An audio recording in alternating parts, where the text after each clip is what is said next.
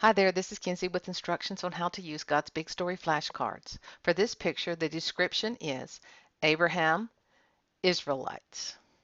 God's great rescue plan is coming true through Abraham's family.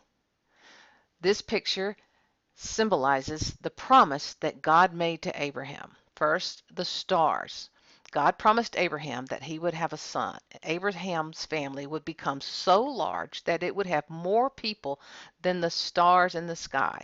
Abraham's big family became a nation called the Israelites. Secondly, God promised Abraham a beautiful place for his family to live. It's called the Promised Land or Canaan, and that's represented by the land we have here with the cities. So I'll tell the children that God promised a place for his family to live where they could build their homes and their cities and run their businesses and enjoy life here on this earth. Finally, we have a big star in the middle, which represents the third part of the covenant that God made with Abraham.